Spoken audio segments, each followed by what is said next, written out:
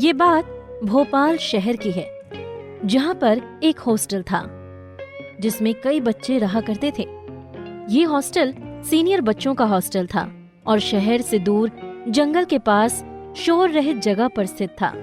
किंतु अचानक एक दिन उसी हॉस्टल में रहने वाला राजू नाम का लड़का गायब हो गया। राजू के दो दोस्त थे। उन्होंने प्रिंसिपल सर को राजू के गुम होने की सूचना दी तो प्रिंसिपल सर ने जाकर पुलिस स्टेशन में शिकायत दर्ज कराई। पुलिस और प्रिंसिपल सर ने आसपास के क्षेत्रों में राजू को हर जगह खोजा, पर राजू का कहीं कोई पता नहीं चला।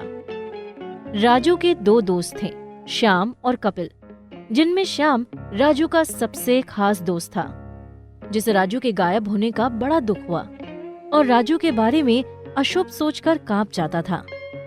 वे तीनों हॉस्टल से दूर शहर में 2 किलोमीटर के आसपास कोचिंग पढ़ने जाया करते थे। दोनों दोस्त रोड पर साइकिल से हॉस्टल जा रहे हैं। रोड के दोनों तरफ जंगल था और अंधेरा हो गया था। सर्दियों की रात थी, शाम के 6 बजे का समय होगा। सड़क पर चारों तरफ अंधेरा और सन्नाटा पसरा हुआ था, किंतु कपिल और श्याम कोचिंग पढ़ने के बाद अपनी साइकिल हॉस्टल की तरफ बढ़ाए जा रहे थे। वे थोड़ी दूर ही निकले थे कि उन्हें रोड की बाईं तरफ से जंगल में कुत्तों के भौंकने की आवाज सुनाई दी। कुत्ते बहुत भयंकर तरीके से भौंक रहे थे, जैसे कोई उन्हें मार रहा हो। उस जंगल से बुरी बुरी डरावनी आवाज आ रही थी। श्याम, आज कुछ अजीब सा लग रहा है। और ये कुत्ते क्यों भौंक रहे हैं? शायद जंगल में कोई है। हाँ कपिल, जंगल में चोर डाकू हो सकते हैं और मैंने सुना है इस जंगल में बुरी आत्माएं भी रहती हैं। और देखो, कुछ कुछ डरावनी आवाजें भी आ रही हैं। उन्होंने अपनी साइकिल की स्पीड और तेज कर दी, किंतु उन्हें अचानक ही एक बहुत बड़ा अचंभा तब हुआ जब उनके सामने से ही राजू साइकिल चलाता हुआ सामने जंगल की तरफ निकल गया। राजू रुको, राजू रुको, कहाँ जा रहे हो? अरे बात तो सुनो। अरे राजू। राजू तो रुका ही नहीं और जंगल की तरफ क्यों गया होगा? शायद किसी परेशानी में हो। कपिल, मुझे ही लगता है राजू किसी मुसीबत में है। हमें चलकर उसकी मदद करनी चाहिए। श्याम, तुम ठीक कहते हो। राजू कोई मुसीबत में है, वरना वो जरूर रुकता। उन्होंने जंगल की तरफ साइकिल घुमा दी। जंगल में चारों तरफ अंधेरा और सन्नाटा पसरा हुआ था। दोनों साइकिल लेकर पैदल जंगल में घुस गए। उनके पैरों की आवाज से सूखी पत्तियां चरार मरर की आवाज कर भयावह माहौल बना रही थी। कपिल, ये जंगल तो बहुत डरावना है। तुम साथ ही रहना। देखो, सामने एक झोंपड़ी है। शायद राजू यहीं पर आया होगा। चलो देखते हैं। लेकिन जैसे ही वो झोपड़ी में गए, डर के मारे उनके मुंह से चीख निकल गई। श्याम, यहाँ झोंपड़ी में हड्डियां ही हड्डियां डली हुई हैं। हमें यहाँ से तुरंत चलना चाहिए। यहाँ कुछ ठीक नहीं लग रहा। वे दोनों घबरा कर भागे। तभी कपिल एक पत्थर से टकराकर नीचे जमीन पर गिर गया और जैसे ही उठा, उसके सामने जो देखा, उसकी आंखें फटी रह गईं। राजू का पूरा शरीर जमीन में गड़ा हुआ था। उसका केवल सिर ही दिखाई दे रहा था।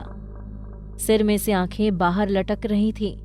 पूरे बाल खून में सने हुए थे। ये सब देख कपिल की बोलती ही बंद हो गई। पूरी ताकत लगाकर कपिल चिल्लाया, श्याम, जल्दी लौट के आओ। देखो यहाँ पर क्या है। कपिल, क्या हुआ? चिल्ला क्यों रहे हो? श्याम लौट के आया और राजू को देखता ही रह गया।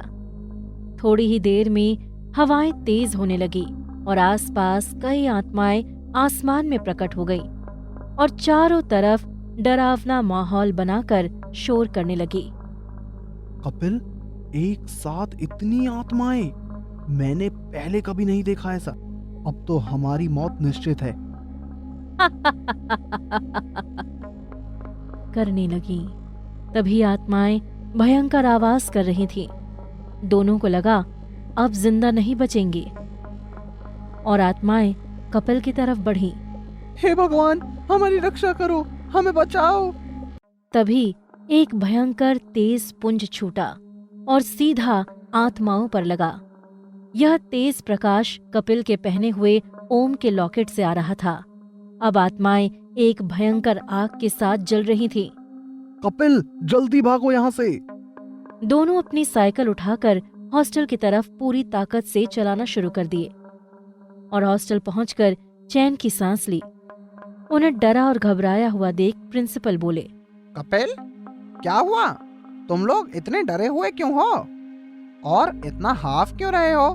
सर, हमने राजू को जंगल की तरफ जाते देखा और जब हम जंगल गए तो राजू जमीन में गड़ा था और हमें आत्माओं ने घेर लिया। हाँ, बड़ी मुश्किल से जान बचाकर आए हैं। बच्चों, तुम्हें कोई भ्रम हुआ है। चलो जाओ अपने कमरे में। कल पुलिस को इसकी सूचना दूंगा और जंगल में खोजबीन करवाऊंगा। अगर राजू सही सलामत है तो मिल जाएगा।